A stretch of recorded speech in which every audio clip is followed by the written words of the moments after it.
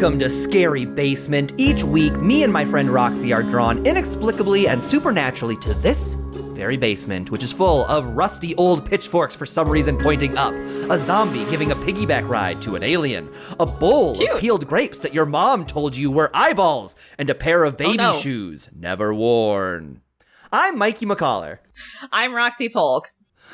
Roxy, let's start out, as we always do, with the scariest thing that happened to us this week. Listen, we both live full lives outside of the scary basement that, again, once a week we are drawn into supernaturally.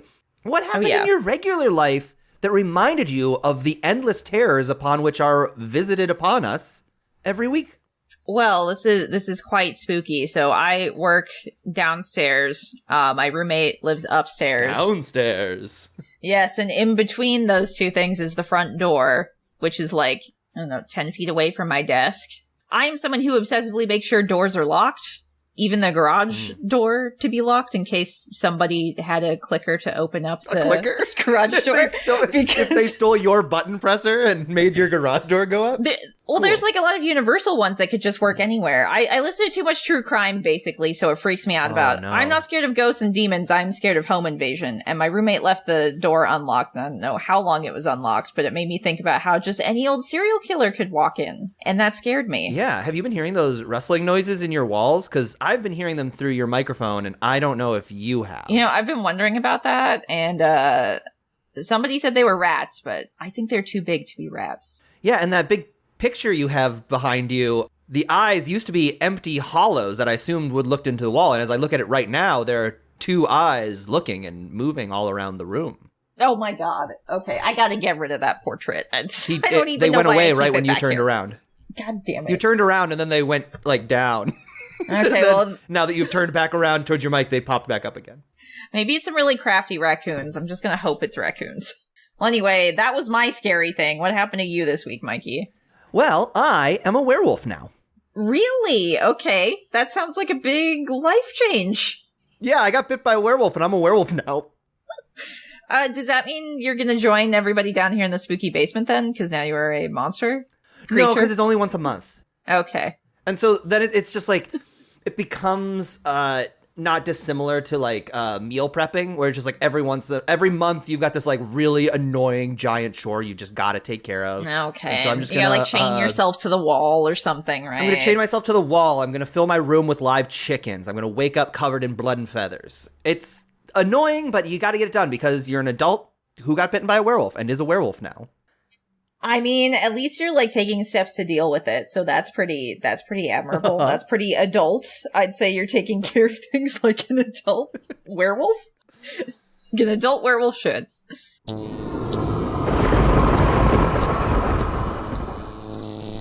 Mikey and Roxy, last week I bade you view Jonathan Demme's 1991 Academy Award-winning film The Silence of the Lambs. Did you watch it? Yes, I did. Yeah, I did, DemonBot. I watched it. Good. Good, then you may keep your souls. Whew, okay, Roxy, we did it. We made it out alive. Okay. For now. Every time, Mikey. You'd think we'd stop. I forgot that he says it every time. Roxy, we watched Silence of the Lambs this week. Oh boy, did this we. movie came out in 1991. Kind of became a pop culture phenomenon. Like, saying, like, hello, Clarice was the go-to little, silly, jokey boy move of the early 90s. Yeah. I mean, I barely remember it, but yeah. I do vaguely remember it, which says something. It feels like the kind of joke that, like, a dad would make. Does that make sense? Where, like you'd come over to your friend's house, and their dad would be there, and he'd be like, hello, Clarice. And you'd be like, all right, hey, Mr. Doring, we're going to go downstairs and play Blast Corps. Cool serial killer impression, like Mr. Dory or whatever his name was. I feel really safe here in your home. Also, I'm like 10 and probably shouldn't have watched it anyway, so I don't get your reference. This is a big movie, I feel like, for watching it when you're too young to watch it. I don't know that I was necessarily too young, but I was like in middle school / junior high. Yeah. Those are the same things. Why did I say slash? Those are the exact same times of your life. Yeah. I was in about middle school and like got super into Hannibal Lecter. Really? for a minute. Yeah, I remember in like ninth grade, I gave a book report on the book Hannibal. Wait, so you read the books then? Yeah, I don't remember them. Oh, well, I mean, still, the fact that you even read them at all. I remember some of the big differences. Okay. But in my ninth grade English class, I remember we started each class with like 10 minutes of silent reading time, and you had to read a book, and then once you finished a book, you would go give like a book report. Like you just basically talk to the class real quick about your book, and they would ask you if they had any questions or anything.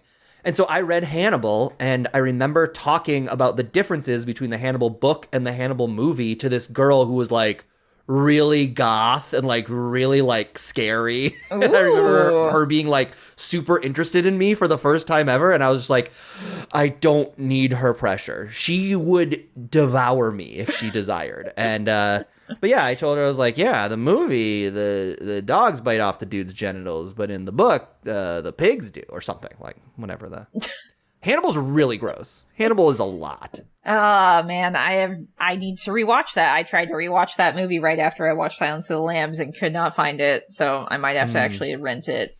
I did the thing where you check VPNs in different countries to be like, is it on Netflix Canada? Is it Netflix UK? Is it Netflix Australia? Roxy, and it was nowhere. You traveled the globe looking for Hannibal. How old were you when you first saw Silence of the Lambs? Or got into the whole Hannibal Lecter mystique? Well, I don't think I got into it, but I did see the movie when I was way too young to understand a lot of things going on in it. So it was very interesting rewatching. How old are we talking, like 3? No, I mean, like, that's about how old I was, like, when it came out. So I definitely, my parents waited until I was, like, in middle school or something to watch it. Probably, like, 7th grade. You weren't there on opening night for Silence of the Lambs? You know, a little toddler. Oh, yeah, she can get in here. It's fine. He's allowed to see it. So, yeah, I don't think it's made as much of an impression on me, but, like, it did. I was surprised at how much I remembered from it. It wasn't really something that, like, I took with me and wanted me to, like, deep dive more into it, but I think it's definitely something that shaped my interest in, like, horror movies and true crime stuff, TV crime procedurals and things like that, and just, like, detective stories, stuff like that as well. It's interesting you say this is something that I was surprised by how much I remembered, because I feel like I have the exact opposite in that I watch this movie every couple of years. And each time I'm like surprised by it. Like I forget about like, oh, right, we got this whole long extended sequence where Hannibal breaks out, which is part of the movie. Maybe we should talk about the plot. Yeah, how about let's do that. Let's do that. All right, here's the plot recap of Silence of the Lambs. We open on Clarice Starling running through the woods. Is she a regular girl out for a jog? No, because she climbed a rope out in the woods. She must be entering into some sort of authoritarian militia. Can we talk about the fact that she's wearing a turtleneck while she runs? I could not stop staring at it and wondering why she did that. Why? It did feel like she was wearing a lot of layers. A turtleneck! Like she's got a turtleneck under a sweater! Well, okay, so this is also early 90s. I feel like this is peak turtleneck time. I guess that's true. It was a stylish thing in the 90s. I feel like Jerry Seinfeld was wearing a turtleneck here. I mean, we all seen that picture of The Rock from when he was younger in a turtleneck and like a gold chain and a fanny pack. Yeah, but they're not working out at the FBI training center. That's very true. In all fairness. Listen, that's a great point. We soon learn that Clarice's militia of choice is the FBI when she is summoned by Jack Crawford, the head of the Behavioral Sciences Division, to talk about imprisoned serial killer Dr. Hannibal Lecter. Dr. Lecter's proclivity for eating his victims has earned him the nickname Hannibal the Cannibal, and Jack wants Clarice to go to the Baltimore Hospital for the Criminally Insane and conduct an interview. So one interesting thing that I found about this movie is definitely something that didn't register to me as a kid, but like the way the cinematography frames people's faces like dead on, especially like when Clarice is talking to them, to like make you feel kind of uncomfortable, to make you feel kind of intimidated, to really like sort of get you into Clarice's mindset of being like this small, very capable, but like polite and kind of having to play the political landscape of being a woman in the early 90s in a male-dominated industry. Every dude is just fucking luring at her or not taking her seriously. And I thought that was very interesting how they frame that. Yeah, you read the straight-on close-ups. Like, we get a lot of them. Like, we meet Jack Crawford, and he is filmed. Yeah. Like, he is millimeters away. Not millimeters, that's a lot. He's very close to the camera and just speaking straight on. Like, no hints of profile to him. He is dead on. And small spoiler, he's one of the few dudes in this movie who is not a creep, at least. But he is supposed to be, like, intimidating. He's this boss that she wants to work for in behavioral sciences after she graduates. And he's asking her to do something which is kind of crazy for a trainee, like someone who hasn't even graduated, to do. Right. So she would be intimidated either way, which I thought that was a very cool way to subtly show that. And it's the same thing when she goes into the office to talk to Chilton for the first time. Yeah, no, I was noticing that. I kept writing down, like, all of these characters are in such uncomfortable close-ups. Yes. And to me, it felt like it was building up to the reveal of Hannibal Lecter. Because when we meet him, which is the next scene, Clarice meets Lecter, and she goes into the clear dungeon of this mental institution. Cobblestones and shit. Yeah, it is not subtle about what kind of place this is. Yeah. She goes in, and all of the other killers, who are pretty intimidating, are behind regular jail bars. And when she gets to Hannibal Lecter, there's like a plastic, which is like, even then sets him apart. The lighting as well. Yes, he's well lit. Yeah. He's in this like beautiful area with all of his drawings, but he's just like standing there calmly. It's one of the most anticipating her. horrifying. Like, he knew she was going to be there. Yeah. 100%. He's looking at her.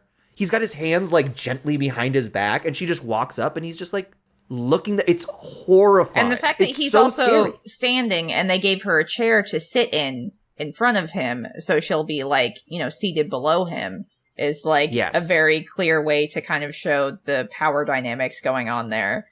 So when we first meet Hannibal Lecter, that to me is when those extreme close-ups and dead-ons were paid off, because they were like, listen, you were intimidated by Jack Crawford or Barney, the guy who works the door at the state facility. Wait till you see Hannibal Lecter, because he gets a close-up, he gets that same kind of dead-on close-up, and then he leans forward, and his whole fucking face is the screen. It's like, I was just like, oh, this is much closer, and too close. I am way too close to this. And that to me kind of framed all the close-ups as confrontation. This is Clarice looking dead on into the world for the first time. And what she's seeing is a lot of disgusting men. She's seeing Jack Crawford, whose intentions at this point she does not understand. And she's seeing Hannibal Lecter, who is like, I am about to push into you in a way that nobody ever has. Also, like, before this, we kind of breezed over it. Like, Chilton is such an infuriating character. His first intro is, like, being smarmy and, like, hitting on her to be like, oh, I've never met an FBI agent that's so attractive before. And she's just, like, has to say some sort of polite thing to not antagonize him, because she's a trainee. This is her first, like, big gig, essentially. Mm-hmm. So she has to, like, put up with it. And, like, how infuriating that made me, like, for her, and just how well they showed, like, kind of the realities of how bullshit having to deal with that sort of situation is very good. They pull the counter of that in that, like, when Clarice does finally get down there and she says, Dr. Chilton, I actually am going to go in alone. He's like, oh, you could have told me before. It's like, she destroys so him. petty and shitty. Yeah. But, like, I think it was Clarice specifically fucking with him. Like, she knew that was going to piss him off, and she knew she should have probably told him upstairs, but she, like, led him on to, like, put the hammer down in, like... Well, I think... It's, like, a really smart use of the little bit of control that she has and the little bit of power that she has that she gets to, like, really stick it to this guy, I think is so smart and so fun. I could see it as that way, but how I took it was that kind of ingratiate him to you so he will give you information about what he thinks about Lecter, what's going on, because she doesn't have as much insight to, like, what his time there has been like. So it becomes very obvious that this guy, he's like, oh, Hannibal thinks I'm his rival. And it's like, no, he doesn't. But you think he does. That, like, already tells her a lot, gives her a lot of information. And also, strangely enough, he's carrying a Polaroid in his jacket pocket from when a nurse got her face bit off, from when Hannibal was, like, let free for, like, 2 seconds in an MRI machine or something. I was like, why is he carrying that around? I did not even question that, but you are 100% right. That's insane. He like pulls out, he's like, if you want to see why we keep Hannibal under such lock and key, it's because this is what he did to a nurse. He pulls a Polaroid out of his pocket. You're absolutely right. I did not think about it. I was just like, oh yeah, of course. Why? Because there would have been no reason to have that just with him like that to illustrate that point. And it shows again like how obsessive Chilton is about trying to get one over on Hannibal, trying to prove he's better than him when he's just like very obviously a petty, sweaty little man who is trying to take advantage of other people in order to get a step up. Clarice is one of those people he's trying to take advantage of, which fucking sucks. Boy, is he. So Clarice meets Dr. Lecter. Dr. Lecter immediately sees right through her. He's like, oh, you are trying to put on airs of a city girl and you are a country rube. Sorry. I'm going to kind of breeze over this a little bit, so stop me if there's anything you're super interested in wanting to talk to. But this is when Lecter kind of like starts to like Clarice. Like he sends her away. He doesn't really want to talk to her. He doesn't want to fill out the survey that she brought.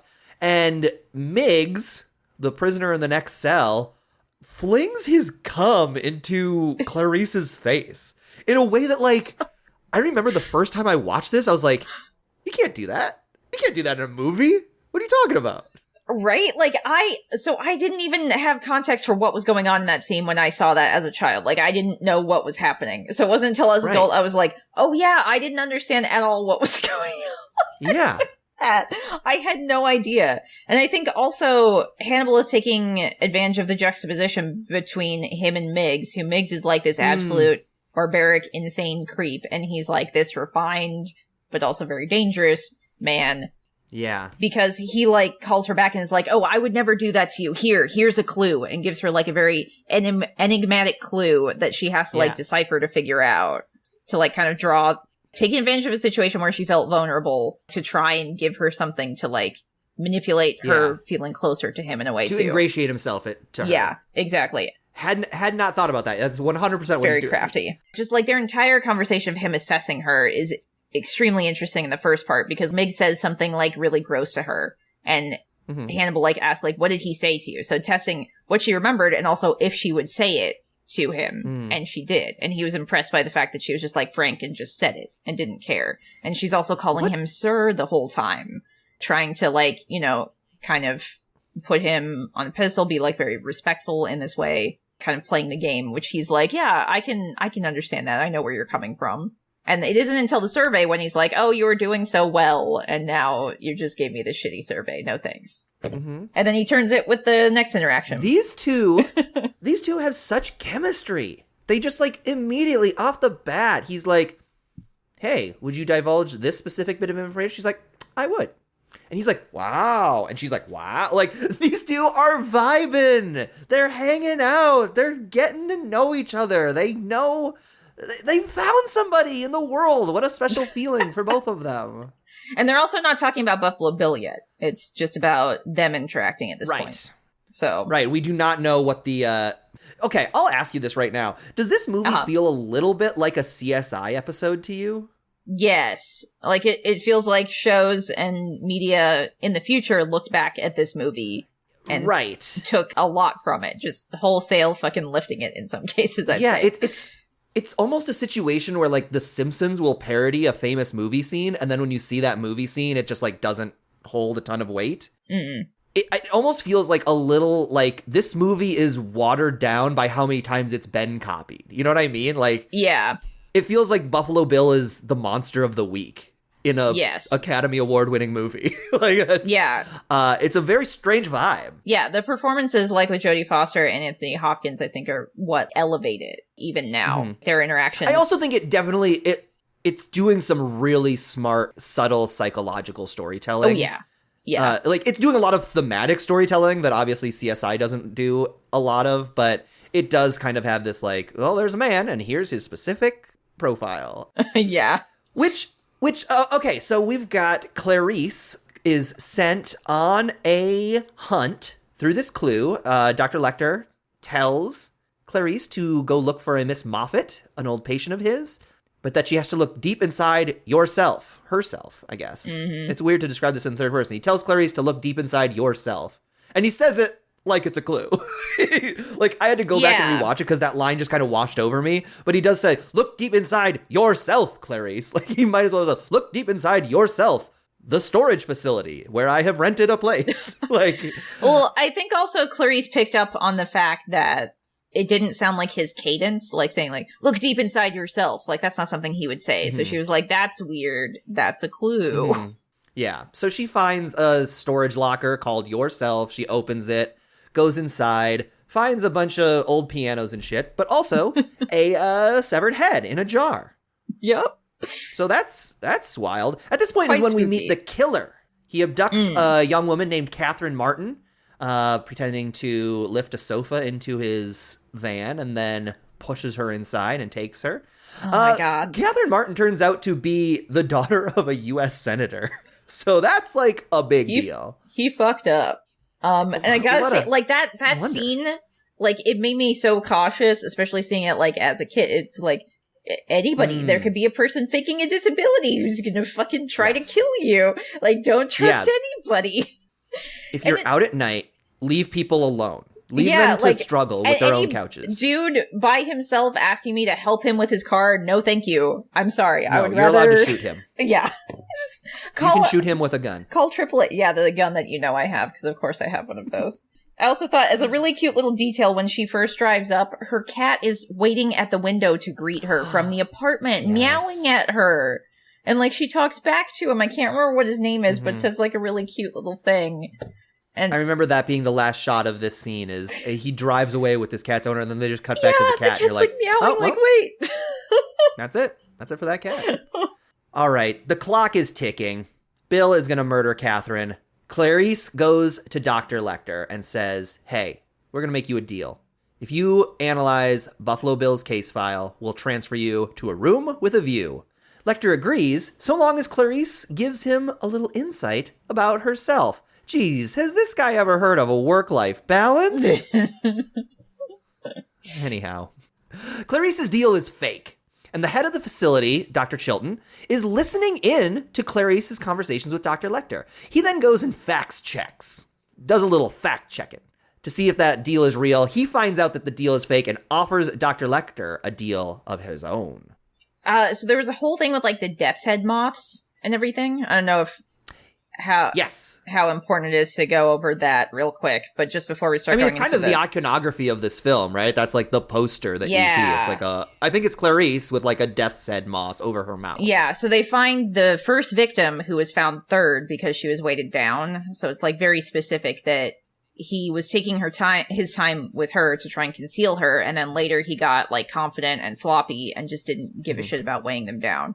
So they found her later. This is Buffalo Bill's victims. Yes, Buffalo Bill's first victim, which, you know, in terms of serial killings and murders in general, the first kill is usually very significant, especially if it's a serial killer. It'll tell you a lot about, you know, their thought process, their victim profiling, like what their whole motive is with all of this. Because one of the things they talk about is that these crimes are not sexually motivated, even though all of the victims are women. He's like doing something very specific, skinning parts of their bodies very specifically, and then putting a death's moth cocoon in their throat as well to like symbolize change and all that. Oh, and listen, the Hannibal universe in general is obsessed with serial killers who are transforming from one thing to another. The Hannibal TV show is like loves it because they have to have a new crazy fucked up serial killer every single week, and it's always just like he thought he was man and he had to transform into a god by cutting angel wings into this person's body. Like, I do very much remember that. About, like, yeah, he wanted to turn from man into fungus, so he buried his victims in the ground and let their fungus grow. Like it's always they're trying to transform. They are tired of being a man and they want to be another thing, so they have to serial kill. Ugh. I mean, some people, it's just how they do their thing, I guess. And they're written by TV writers. That's how it works. Dr. Chilton swoops in and secures Lecter a deal of his own. If Lecter will give up Buffalo Bill's identity, he'll get him a damn cell. I can't remember what the specifics of the deal was. He gets to go to a different prison that's better. Lecter agrees as long as he can tell the senator Buffalo Bill's identity to her face. This is the moment when we get Hannibal Lecter in straitjacket on a fucking two-wheeler with his iconic face mask. Yeah. He has a mask specifically designed, like they have enough serial killers that bite. I guess so. Just dangerous individuals, I suppose. Just like eating-based killers are so common in this world that's just like because it's like old and weathered. He's got this mask that, like, if you envision Hannibal Lecter, like, you can kind of picture the mask. It just goes over his lower jaw and up over his nose and has a little, like, space for him to talk, but, like, metal bars over his mouth. Which and almost, like, simulates teeth in a way. Right. It looks way scarier than it needs to. Yeah. There was no reason for it to be designed.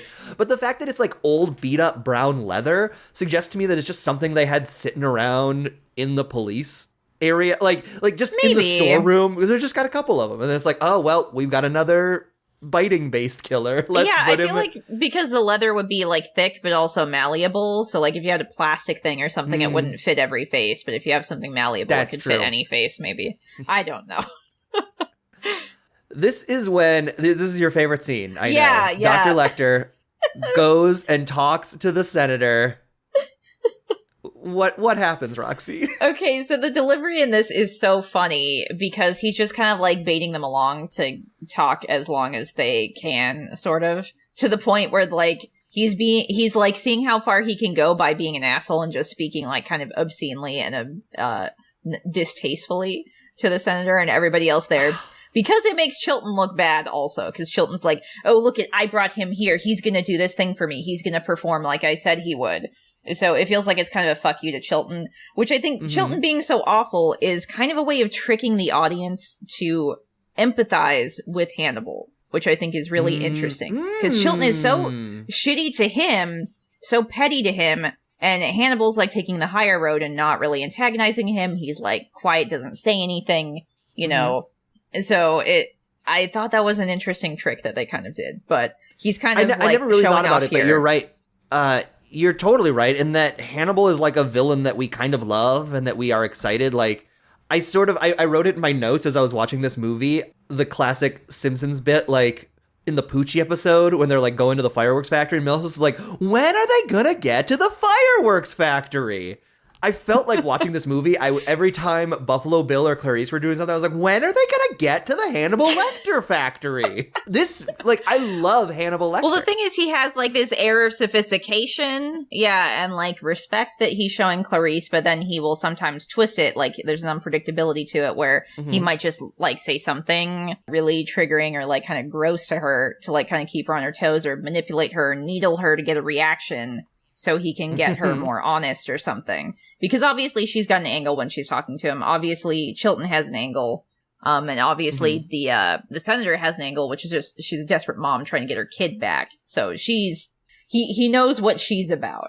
And since he is like a former psychologist, he's used to analyzing people this way. And it is definitely something that like fascinates him and he loves to do. So yeah, he kind of like strings her along until like she says, okay, he's not going to tell me anything. Get him out of here. Get this monster or animal out of here. I can't remember the exact line. Then he's like, okay, fine. And then just like rapid fire tells her really quickly, like the information, like his height, weight, where he lived, hair color, things like that.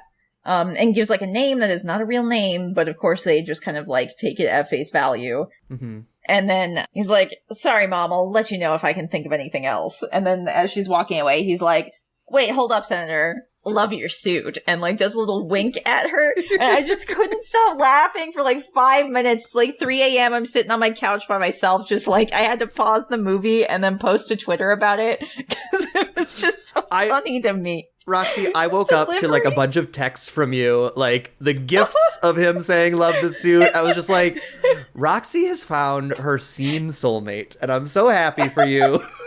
That you two are going to be happy. I love this suit. It's just so good. It's and so Anthony Hopkins' delivery. Yeah. But also, I think he literally thinks it too. I think because she's got money, so she's probably got a nice suit. Because he comments about how Clarice's bag is nice, but her shoes are cheap. as like a way to analyze her, kind of break her down, and also like just show what he knows as well. So you can tell, again, he has a taste for the finer things, including fashion. So he knows. Boy, does he. So he's fucking needling her, but also flexing. Yeah, I actually wrote down, like, why is he so mean to her? I don't know. Like, what did she Because do? he can, and also I think it's just Chilton being there. Him being there because of Chilton he doesn't like, and Clarice has betrayed him at this point, which I don't think he didn't expect that from her, but I think at the same time he probably kind of thought she was being straight up to a degree. Or, Right. I don't know. He was hurt. I could tell there's like a suspension of disbelief maybe where he might have thought We so. do kind of have to take a quick sidebar. I'm surprised we've gone this long without talking about it because it's one of my favorite things of all time. But where are you at with the Hannibal TV show? So I watched all of season 1 and I think maybe season 2. I think I stopped when there was like glass plates separating a body into many things in like a lighthouse or something. And I was just like, okay, I think I think I'm done. That was enough for you? So that was season 2 or 3? Pretty early season 2. Okay, season 2. Yeah, I think it was just like all of thing. We'll talk about this in more detail later because who knows? Maybe we'll watch the show for a thing. I hope so. I feel like it's been years since I watched it, but I remember just being like, okay, you know what? I think I'm just good now. I got everything I want out of this. I love Mads Mikkelsen, but I think it's okay. When I think about With not Hannibal watching being this. hurt, when Hannibal is devastated, and it's like, oh yeah, I guess Clarice kind of hurt him because he loved Clarice. It's just like, but he's never been hurt like he was hurt by Will. Oh, I love those two. Oh, I want to see Will Graham and... it's not even Will Graham and Hannibal Lecter, but like Mads Mikkelsen and Hugh Dancy. I need to see them make out. That's something I need to see before I die. I love them so much. That's the finale. That's not the finale. What a letdown if that's not the finale. It kind of is in its own way. Well, I mean, it got canceled before they could finish it. I thought it like ran its course and ended. It got preemptively canceled. Oh, no. Yeah. Well, I mean, they had plans for like... They did their Red Dragon season. So well, though, I thought no, very bad. Really? Nobody was watching that show. Like, shockingly few people were watching that show. Wow, my perception of it was like that picked up a lot of people cult were. vibe since then, but yeah, it was. Maybe that's it. Like I have people on my Twitter timeline, like artists who still do like fan art of those two because they love the series that much. Long after it's been over. It's since gotten like kind of culty, but. Yeah, at the time, maybe it was a resurgence. A poor, struggling baby girl. We loved it so much. Back to Silence of the Lambs. All the while, Buffalo Bill is doing weird shit with Catherine. He's making her put the lotion on the skin, or it gets the hose again. He's having her eat very tiny chicken wings.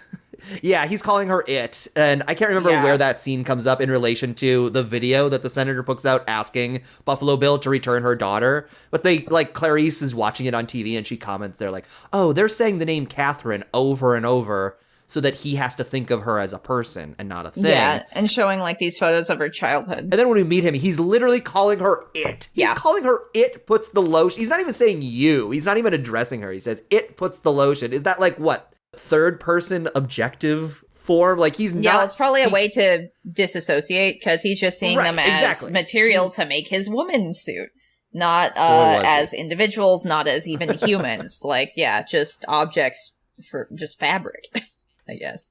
I also want to say this is the point where Catherine pulls a little trick and gets Buffalo Bill's dog down into the little hole she's being held in, and goddamn. Catherine, good on you. You become the first victim of a serial killer to become the bad guy. How am I rooting against the innocent girl who was abducted by a serial killer? She fucking breaks a poodle dog's leg? Get out of here. But that dog is, I mean, the dog doesn't know any better because it's a dog, but the way the dog is, like, backing up Buffalo Bill in almost this, like, comical, like cartoon villain sidekick kind of way, where it's, like, reinforcing and then just, like, he'll like, hold the dog and be like, yes, isn't that right, Precious, or something like that. That is such a funny way to think about that dog. Like, in on it, but it felt like it was consciously in on it. So when that happens, you're just kind of like, I'm fine with whatever inspires here. It's like that Looney Tunes of like the giant muscular bulldog and then the little tiny yappy dog who's like bouncing around. He's like, I'll get him, Like, yeah, exactly. I love thinking of the dog and Buffalo Bill as like friends. Yeah. That are like work associates. Unbelievable. But it's a bargaining chip, so it's smart because she knows that he cares about the dog. The dog has a name. He seems very affectionate with it, so take something I don't remember loves. how that scene ends. It feels like she just gets the dog and that's all we see of Catherine that's for a when while. Clarice, following the clues from the first victim. So Hannibal gave the name of somebody that the FBI is going after. They're like, oh yeah, we got this guy. He's over here. And he was connected to like the moth sales because they were following the trail of the moth sales. So it sounded like it could be legitimate. But Clarice is like, I think we need to look more at the first victim, like all this stuff. So she goes to the house, finds some more clues. And it's about how Lecter posed this question earlier, which was, what does he covet? Like, what does he want? Like, what is his motivation? And what he covets is something he saw every day. So that's how she makes the connection that the first victim was someone he knew. So kind of following the trail back to this house that an old woman who worked with the first victim doing alterations, she went to go question this old woman, and Buffalo Bill is living in that house. So she rings the doorbell and interrupts the whole hostage standoff with the dog in the basement well. Okay, so that's with Catherine's narrative ends at the end of the movie when she catches the dog and that's when the climax begins. Yeah, pretty much. Okay, got it. Okay. So I just realized I hadn't talked about Buffalo Bill in my recap yet. I was like, oh, I gotta go. I'll just go dump it all in one beat. Go for it. All right, we go back to Hannibal Lecter, locked in the fancy new digs provided by the Chilton deal, when he is again visited by Clarice, who knows that he was feeding the senator some bullshit. This is when they do the quid pro quo. Who is Buffalo Bill? She wants to know, and he's like, oh, I'll tell you, but first tell me more about yourself. She tells him about the time she saw a bunch of lambs getting killed, how she ran into the forest, and she tried to save a lamb. Couldn't do it. Very heavy. There's something so funny to me about, like, she was just like, the lambs were so heavy. I was like, I guess. Yeah, because she's like 9 or 10 years old trying to carry it like through the woods, running, scared. It's cold out. She doesn't know where she's going. I think she said she got like maybe 2 miles. Yeah, I feel like the problem would be like the lamb would be kicking and screaming and well, the whole thing is that they wouldn't move. Or...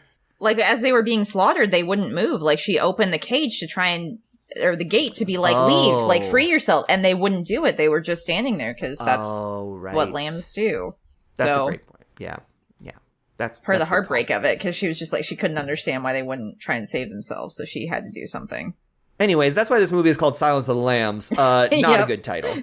That's not what this movie is about. That's just like one weird little moment from it. Like, I mean, I'd say that's debatable because Catherine is like the lamb in this situation that Clarice is trying so doggedly to save once again as an adult. It's not about Catherine. It's about Clarice, though.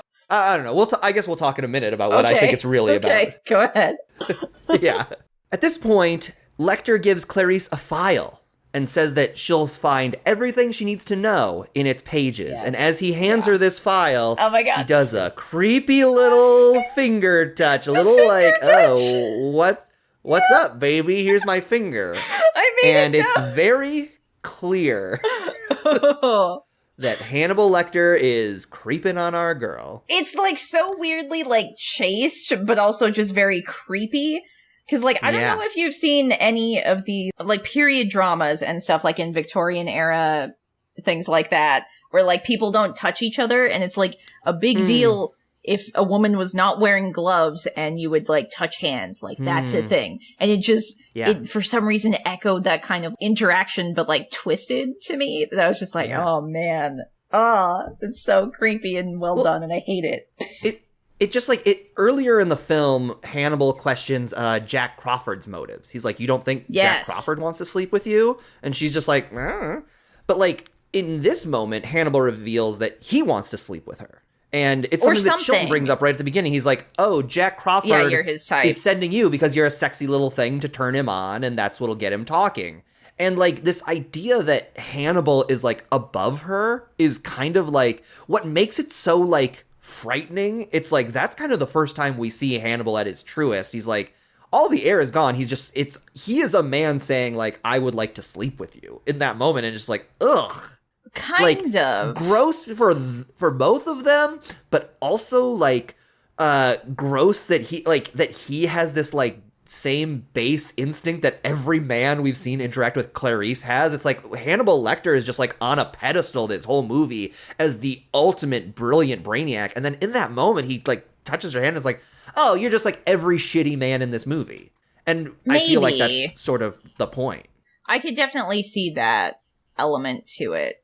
I felt like there's a sense of longing that he never wants to act on it. He likes her being far away out in the world doing her thing, which he'll like say that later. We'll get back to that. But she mentions how like, oh, I'm never going to see him again.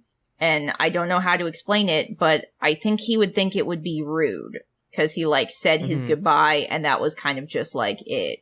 And I think it's like he finds her interesting. Maybe he does find her attractive, but I think mentally he probably hasn't been able to like engage with anybody even remotely close to his level in like 8 years because he's just got Chilton who thinks he's his rival. Yeah, I mean, like that's the prequel, right? So maybe looking at it from that perspective, because I don't know if Will Graham was in the books, like if that is a character that existed in the mythos beforehand. He was, but they were not in love. Okay, so I don't know if there's like a duality there where he like sees him in her, sees Will and Clarice. But also just, like, she's a trainee, she's a student, he's, like, kind of teaching her in a way as well. Like, guiding her through the things to be like, you know, all of the clues are right there, you just have to look at it. And he basically makes one little note, like, you know, the way a teacher would or something to, like, give a hint. And that's what, like, sets her off to figure it out. And, like, it starts with their first interaction where he gives her, like, a puzzle, essentially, or, like, a riddle that she figures out, deduces, finds that storage unit and that body in there. So I could definitely see there's like a sexual element to it, but I don't know. Maybe for me, I just saw it as finding some sort of intellectual equal or just something he found intellectually stimulating as well. As, she's very attractive. And a lot of the dudes in this movie, they'll show shots of like dudes ogling her, like literally giving her an up and down like look, which is like a lot more obvious. So then I guess, as you're talking about contrasting it with Lecter's subtlety is interesting to put him in a similar level of different interaction. I'm going to really quick run through the last few beats that happen in this movie because I kind of really just want to talk about the big idea of it. Okay, we keep getting into it and this movie's just so fascinating. It is. No, sorry, absolutely. It's easy to like get off track to talk about every little thing. We'll definitely come back to this scene a little more later, but Hannibal Lecter at this point escapes from prison in the all-time greatest scene that could have been cut from the movie and changed it not at all. This movie is like about... No, it's awesome, and it's what makes it like... When we were talking earlier about this being like a CSI movie, it's like this scene is what makes it not a CSI show, but... This story about Buffalo, like, it's so funny to me. We have this really long escape where Hannibal, like, gets locked to his cage while they're serving him dinner, and he picks the lock from a pen that he stole from Chilton, and it's this whole long engaged. He ends up, like, beating the shit out of... the way they telegraph that is really good. He steals the pen, he, like, pulls the pen off that he used to pick the handcuffs, he chains the cop to the cell, kills the other one, while music plays. Carves him into an angel statue. Puts his face on, like, it's crazy. It's so smart, too, because they're just like, oh, he just mutilated his face. That's why he looks so jacked up. And it's like, no, he literally skinned and wore his face like a mask and swapped their outfits. Because, like, you hear this giant thud. And so, like, the cops think he's, like, I don't know, jumped somewhere or is climbing somewhere. So they don't even think about it till later, which is very well put together, I think. Yeah, they, like, find his body on top of the elevator, and then they're like, no, that's our friend with no face? So where's Hannibal? And then the body that they're taking to the hospital? Like, in the ambulance, yeah. Because he knew, like, he would have to get out. Like, that's the only way you can get out. By posing as a police officer who is injured, they will give you priority. If they suspect that, you know, Hannibal is lurking above you in this elevator, they're going to get the injured person out of there as fast as they can before they deal with it. Yeah. It's very smart. It's an awesome scene. It's very scary. It's horrifying. And then the moment the scene ends and, like, Clarice's friend goes and tells her, Clarice is like, well, it'll be fine. Back to Buffalo Bill. They just go on. The movie just continues on like a fucking freight train. She's just like, yeah, okay, but I've got other things going on. If you cut the entire scene of Hannibal escaping, and I guess you'd have to cut the phone call at the end, the movie does not change. It is the exact same. It's just got this one scene plunked in the middle of it that sets Hannibal free. I don't think so. I would disagree because the whole movie, it's not about Buffalo Bill. It's about Clarice and Hannibal's exchanges about Buffalo Bill and about, like, I know, human nature in general. I agree thematically. So I feel like you need to know that he is doing... One, it shows that, like, even no matter how refined he acted in front of Clarice, he's still a fucking psycho murderer who will kill anybody to escape in the most gruesome fashion, has a fun time doing it. Like, you finally see him in his element instead of just knowing about, like, his history briefly.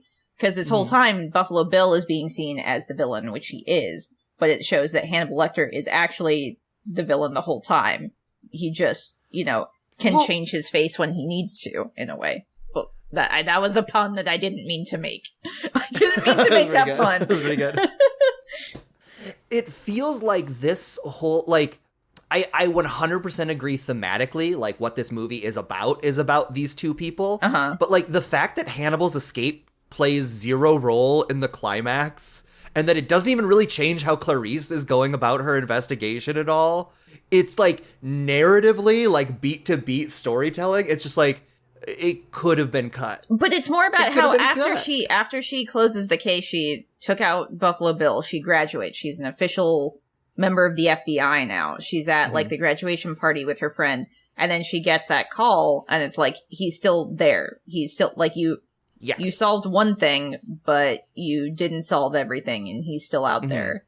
Well, and I guess real quick, we'll just say this is the end of the plot summary. Yeah, she finds Buffalo Bill. They do this cool, like, trickery where we think that the FBI is swarming on Buffalo Bill, but they're actually swarming on Lecter's fake lead. And Clarice ends up alone with Buffalo Bill, and they have, like, a cool shootout in the dark. And very spooky. Clarice graduates. And these are the two parts. And this is why I think that the Hannibal scene is, like, overtly sexual. Okay. And why I think that this movie is ultimately about the male gaze. And, yeah, definitely. Yeah. And like, dealing not with just the male maybe. gaze, but like the madness. Like it's like tying the male gaze into insanity, because it's like the idea is that Hannibal Lecter is.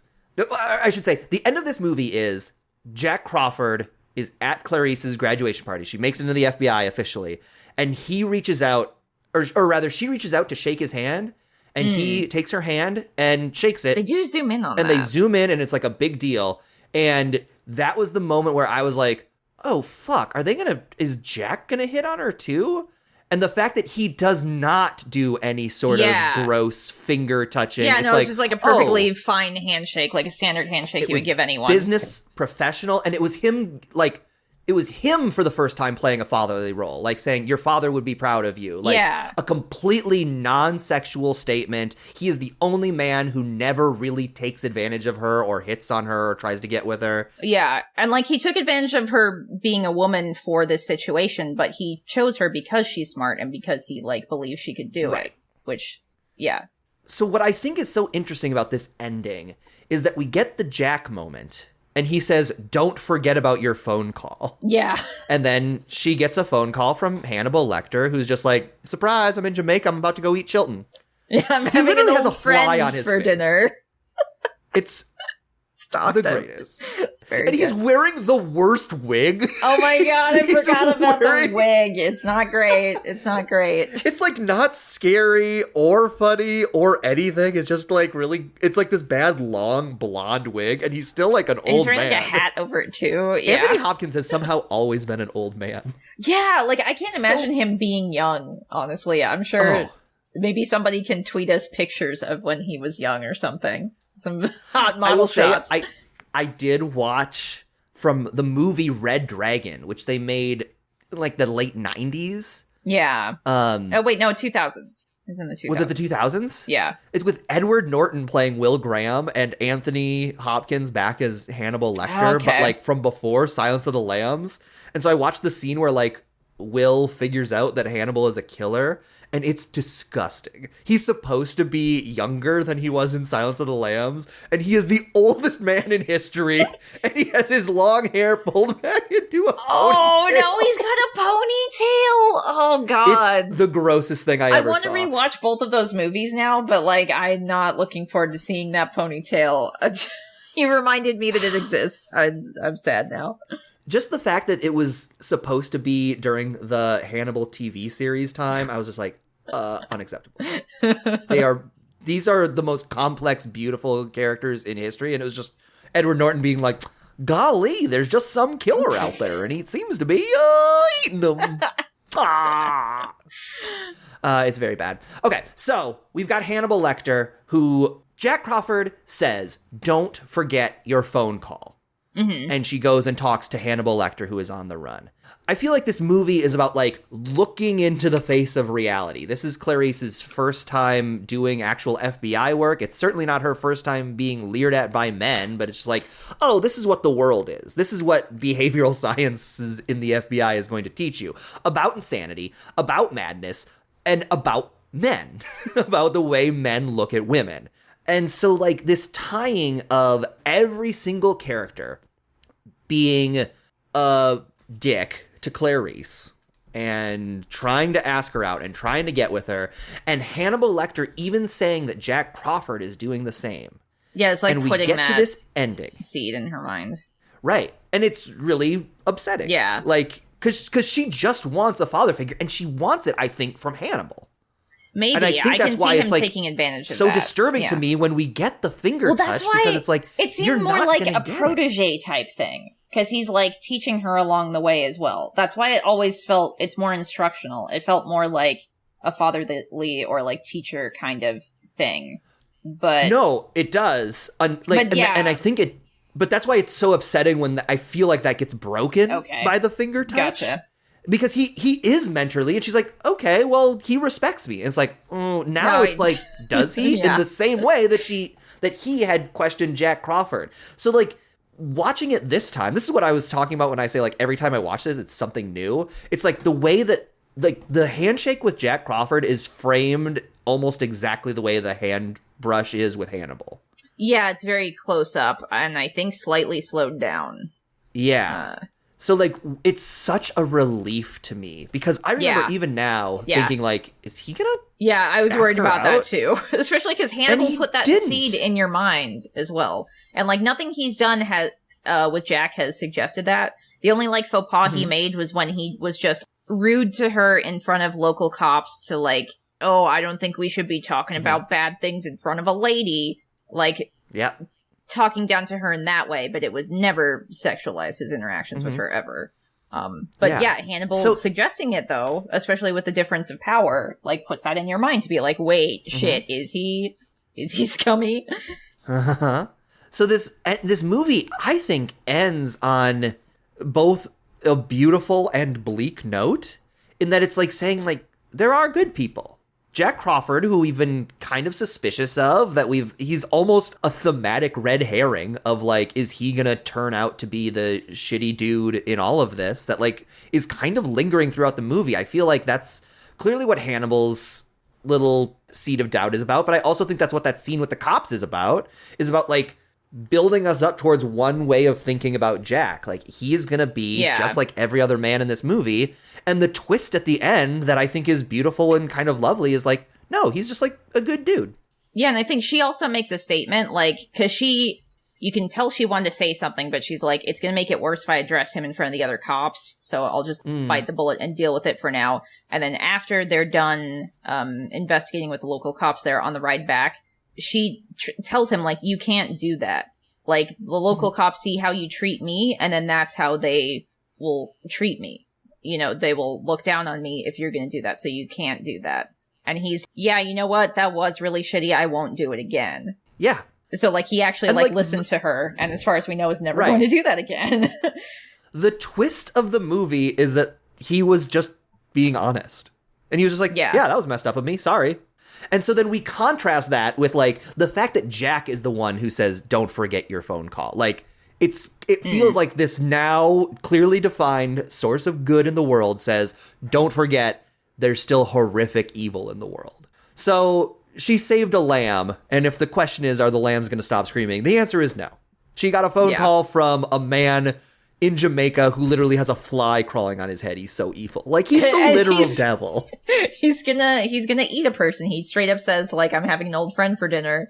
And she knows what he means. He knows what he means. But then the fact that it's Chilton can make the audience be kind of like, that's pretty funny, actually, because he's shitty. So who cares about Chilton being eaten? Go for it, Hannibal. Thank God.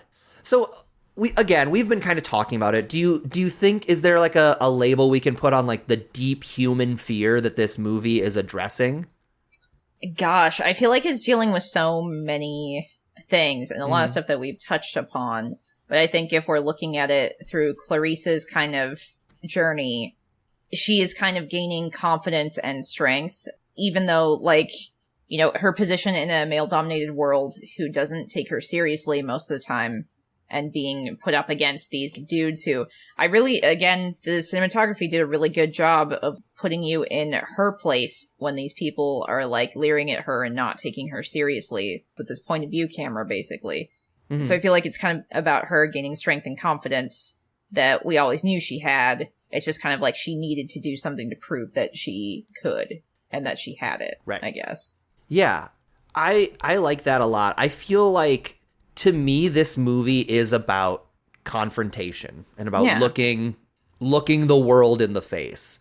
And what I think I like so much about it, and what I like love so much about returning to this movie, is that the answer is that it's both so much more horrible and so much better than you could have dreamed. Like, I like the way we start out this movie is... Mikey, that's poetic, what you just said. Thank you. I like that. I like that, yeah. The fact that it starts out with, like, we're chasing Buffalo Bill, and he's pretty scary, and he's doing these things that are pretty scary, and it's fucked up, and Clarice, like, to confront it, she's got to go confront Dr. Lecter. She's got to go, she's, for the first time, looking madness in the face, and, if she's going to catch madness, she's got to look madness in the face, and this is what it looks like, and it's bad. It's really bad, and it's why I completely agree that thematically... This movie would suck without the Hannibal Lecter escape, because it's like, what Hannibal does there is wizardry. He's on the level of, like, the Joker in The Dark Knight, and that his plan does not make sense and would not hold up to any reasonable scrutiny, but it's like, he's not a character planning in that moment. He's like a force of nature. Yeah. The Hannibal Lecter that we see there is in complete control of you. There is nothing you can do. You are completely powerless to him. And God, I wish we could talk about the Hannibal TV show, because the way Hannibal gets caught and the way the Hannibal TV show addresses Hannibal being like the ultimate god of this universe is so cool and so lovely. Yeah, that should be our Patreon bonus, is just us watching Hannibal. And we could do that. Man, that would be cool if we could do like watch parties or something on Patreon with people to like watch the series together. Yeah. That would be rad. I guess people message us on, like, Twitter. We have the Twitter for the podcast, which is scary_basement. And then both me and Mikey are our names. So Roxy, Polk, and Michael McCollor on Twitter. And also, hey, if we've got the Patreon up and going by that time, maybe stop by and tell us what you think. Because, hey, that would be fun. I'd be down for that 110%. All right, Roxy, on a scale of 1 to 9, since 10 does not exist in the Scary Basement, how likely do you think this situation is to happen? This exact situation. With all of these elements coming together. So initially I was thinking, like, Hannibal existing. Someone like him. Sure. There's got to be someone in the world like him. So a 9, why not? But now that I'm thinking about it, with all of the elements put together, I'd say a 1. Because I don't think a perfect storm of all these things happening together could happen. Uh-huh. That's almost exactly what I wrote. I gave it a 2. Give it a 2? Because I wrote, serial killer? Sure. There are serial killers. That is likely to happen. A serial killer who catches a senator's daughter? It's like, I don't know. But then a serial killer catches the senator's daughter and is hunted by the literal devil. Like, You're starting to lose me. So yeah, I said a 2. It could happen. I mean, there's no dragons. Elements of it. At least this movie doesn't have dragons. Singularly. That's true. That might be my new criteria for a 1. Is like, does it have dragons? Like the zombie apocalypse is technically a 2. Creature from the Black Lagoon is a 2 because there's no dragons. Although one could argue the Creature from the Black Lagoon does look like a swimming dragon. Kind of does. I could see that. Something to think about. Well, we're asking the big questions here. It is time to collect your souls. I mean, it is time to collect your bets. Last week we made a bet about the Silence of the Lambs. You sure did. We bet as to how many minutes of screen time would Buffalo Bill have. Famously, Anthony Hopkins only has about 44 minutes of screen time, which across a 2-hour movie is the lowest percentage for a Best Actor winner. So a lot of folks saying maybe he should have been Best Supporting Actor. I don't know. He's clearly the star of the movie, so I don't know what to tell you. Hey, Jodie Foster. She does an amazing job. She is the star. She's the headliner, man. I don't know. She's the protagonist. Yes. I cannot say that she's the star. She's I don't even know that. What do we think about Jodie Foster's performance? I don't think it's good or bad. I thought she did great, personally, especially like the way she balances like that tension of like having to be polite to these fuckers who are like talking down to you because you know you have no other choice. Like she threads that so perfectly, and then just like the subtle interactions her and Anthony Hopkins have. Again, like their performances playing off of each other are like what make the entire movie. That's true. Yeah. No, she's. It's sad to say her performance to me almost feels like sound design in that because it's like we don't notice it because it's so good. Like you're right. Like the moment you said it, it was like she feels very natural. Like thinking about some of the things she does with Anthony Hopkins to like betray the way she's feeling, but also realize like communicate to us what she's feeling are really great. You're absolutely right. But it's all in service of Anthony Hopkins. It's all there to feed this incredible, iconic performance that like will never be topped, even by Anthony Hopkins many years later in Red Dragon when he has a ponytail. Yeah, like with villains in general, you know, they're always a much bigger screen presence in terms of like what they can do, you know, the kind of like grandeur that the camera will usually give them. In any kind of movie, really, no matter who the villain is, they're always going to stand out more than like the heroic characters. Because I do feel like this is a pretty big case of that. Yes, yeah, I would say that too. But I still think Jodie Foster did a very good job. Yeah, no, I'm thinking about it now, and I'm like, yeah, I think she did too. I like Jodie Foster a lot. We were wondering how many minutes of screen time for Buffalo Bill. I said 18 minutes. Roxy, you said 25 minutes. Yeah, this isn't an exact count because I had to kind of scroll through and did my best to just kind of estimate about how long the scenes were. I have a feeling whatever the approximate is, we're going to be so far away. I have a feeling. This is not satisfying. The approximate that I got, which made me think maybe I should go do this approximate again, but it actually took me kind of a long time, and I was really pissed about it. I was like, I already watched this movie. I already wrote a bunch of stuff about it. I have a bunch of notes. And now I'm just clicking through to look at Buffalo. Like, I was really pissed off by this point. It was the last thing I did. The estimate I came up with, remember, I said 18. You said 25. Yes, 25. The estimate I came up with is 21.5. Wow, what? Okay. Quite literally in between both of our two guesses. So nobody wins. It's just a tie. It is 100% a tie. That's kind of crazy, though. We were closer than I thought. I thought it was going to be like 10, really close. 10 minutes or something, and we were like I thought we were going to be way under or way over, and we were both pretty right on. Interesting. So no one wins. Nobody wins. Well, that means DemonBot doesn't win also, so... That's great. I'm fine with that. I win by your continued torment in the basement because one day I shall break you and be able to claim your bodies for my own. Mikey, the mirror's over there, it's activated, and it's not gonna let us leave unless we go through it. We do. We have to step into the universe of this movie and talk to somebody who was somehow involved in the creation of it. So let's go into the mirror. Boy howdy, I sure hope it's not Hannibal.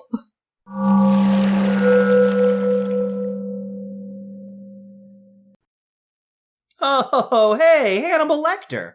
Here you are, down in the scary basement. Makes sense. You're pretty scary. How you doing there, Dr. Lecter? Quite well. I just finished an excellent meal. Oh no, did you eat a person? Oh, no. Tonight I ate a cheesy gordita crunch. You guys ever have one of those? Like from Taco Bell? Yes. It was scrumptious. I mean, I guess I just wouldn't picture you, Hannibal Lecter, a man of elegance and taste, as the kind of guy who would be super into eating Taco Bell. Under the care of Dr. Friedrich Chilton at the Baltimore State Hospital for the Criminally Insane, my food was of a certain, quality. But it was unvaried. I began to resent the drudgery, the repetition. When I took back my freedom, I wanted to expand my palate. And for someone with already expansive tastes, you can imagine the challenge. So you got a cheesy gordita crunch, and you liked it? Quite, Roxy. It's got this, sauce inside. I could make it at home if it weren't for that sauce. It's simply a hard-shell taco and shredded cheese in a pita pocket. Okay, so this could actually be really good. Does this mean you stopped eating people? Of course not, Roxy. Just last night, a census taker tried to test me. I ate his liver with some waffle fries and a nice McFlurry. Got it. So you just eat fast food now? Because that's pretty much what I eat too. I mean, especially when I'm really sad. Ah, Mikey, yes. But I am experiencing freedom for the first time in 8 years. I long for the new, the untouched, the virginal. That is why, when I went to Subway, I ordered a foot-long sub with all the meats. All the meats? All the meats. Of course, there was the roast beef, the turkey, the ham, but also there was the chicken breast, the tuna, the meatballs. Those meats do not go together. And yet, I had to try. The sub cost me $50, Clarice. Hey, Dr. Lecter, are you doing that thing where you only eat fast food since you're like, screw it, I already ruined my whole 30. I might as well just go all the way? Because that is 100% what I am doing right now. Mike, he called you Clarice. You know you're not supposed to give Hannibal Lecter personal information. You've seen this before. He'll use it against you. Good point, Clarice. In general, I am trying to eat healthier, but I do not know if I could ever give up Wendy's. Oh, yeah, dude. Wendy's is like real good. What do you get? I like the Baconator. Although I do have one complaint. About the Baconator? What's that? Mikey, stop! Don't let him into your mind. What are you doing? My complaint, dear Clarice. Would not the Baconator be better if instead it were the People-nator?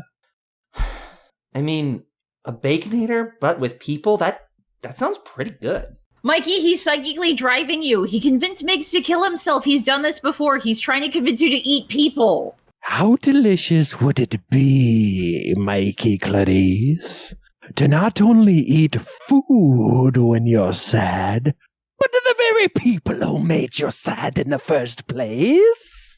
Yeah, I could eat my old manager from GameStop. Okay, we're getting out of here before he turns you into a cannibal too, Mikey. Goodbye, Mikey and Roxy. Goodbye, Clarice. And remember, Wendy's did just add breakfast to the menu. Who knows what could be next?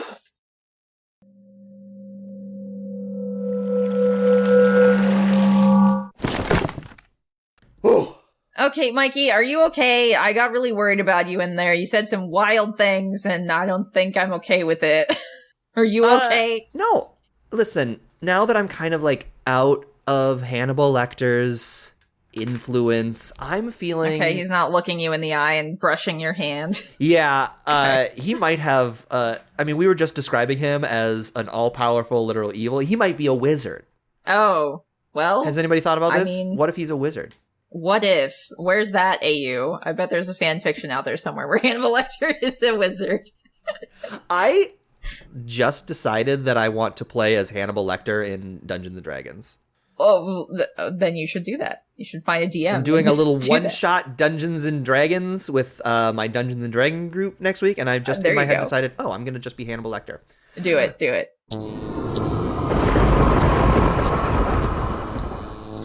Uh-oh. Mikey and Roxy, do not get too comfortable having your souls in your bodies.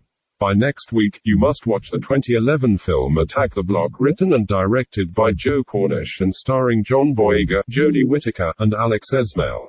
If you fail, your souls shall be forfeit and I shall claim your bodies as my own. Hey, Roxy? Mikey? What the DemonBot says goes. Okay, we're watching Attack the Block. I'm excited for that, actually. So, hey, that'll be an easy homework assignment for me. Yeah, let's watch Attack the Block. Heck yeah. Before we do, we should make a bet. Okay. About this movie.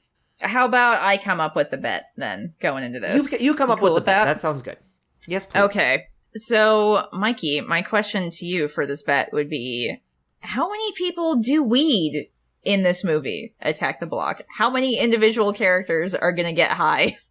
What do you think? Roxy, the way you said that was so cute. How many do weed? Ooh, do the weed, you know. Excuse me, gentle fellows. Were you about to do weed? Do you partake in weed? 420 blaze it, as they say.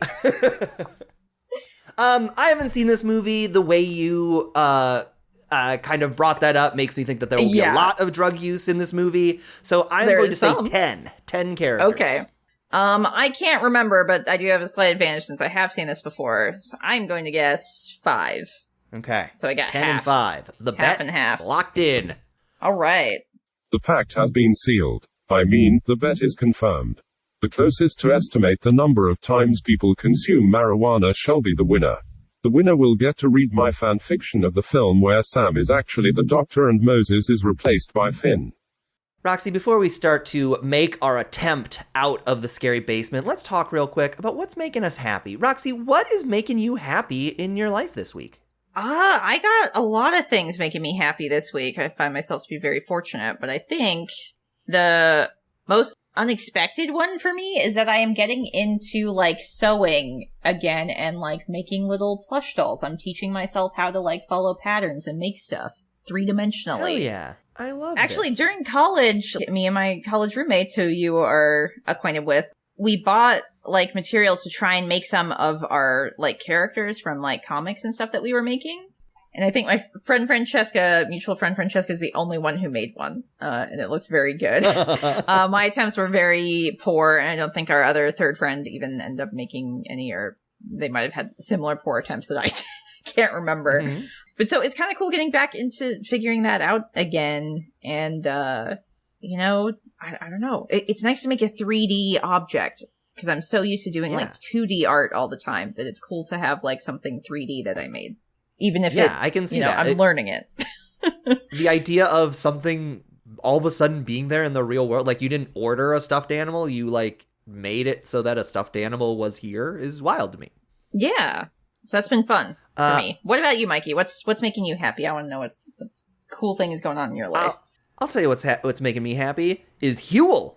What? This sounds like an ad. This is 100% going to sound like an ad. Okay. Huel. Huel. I think it stands. I could be wrong. It could stand for human fuel, but what I'm did... even more Roxy, confused. What did you do? You ground humans up into fuel?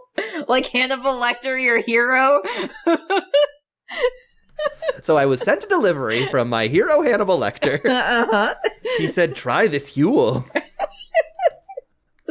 I had not thought about that whatsoever. What I did was I bought a giant package of powder called Huel. Okay. And you mix 2 scoops of this powder. Is it like G water. Fuel or something? Like, it's like chocolate powder, like a protein. It's vegan. Okay. It's protein powder or something. Vegan and so I put it in water. Something. And then I shake it and it becomes a drink. Okay. And Roxy, I'm here to tell you that's 400 calories right there. Boom. Done with breakfast. I eat it. I'm like, blah, blah, blah, blah, blah, blah. By eat it, I mean guzzle it down. Go on with my day. Breakfast is over. I get to start doing fun things again. Wow. Okay. Doing like a breakfast smoothie type thing. Yeah. It's great. It saves me so much time. Nice. I do actually really appreciate that. I'm glad you found a way to, like, I don't know, maximize your time better. It's something I need to learn from. Maybe I should start drinking human fuel as well.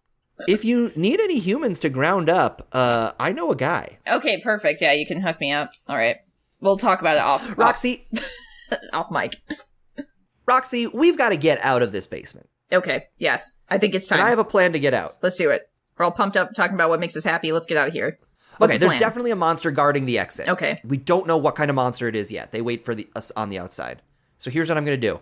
You see these nails? Okay. Nails. I got this handful of nails. I'm going to put 6 of them in between my fingers, like Wolverine claws. Okay. And so I've got 2 fists with like Wolverine claws. So we're going to run out. We're going to punch whatever the monster is. And then we're going to escape. Are you ready? Yeah, give me some of those nails real quick. Okay. Okay, here's some nails. Okay.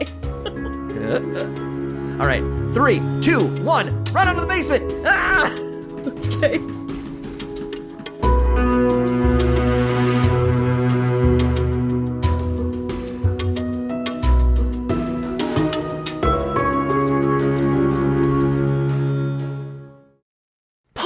Punch in the Nosferatu. It's a Nosferatu, It's a Roxy. Nosferatu. Okay. The damage isn't going to hold for long. Get out of here. Roxy. What? I put the nails in the wrong way. Oh my god, Mikey, how could you fuck this up? Okay, come on, get out of here. He's down, he's dazed. We'll treat your injuries later outside of this place. Come with me. I punched the Nosferatu with the flat end of the nails and stabbed myself in the palm. Oh, the sign of blood is going to excite him. We have to get out of here. Roxy, my palm reader is going to be so mad at me. Okay, that's the episode for sure.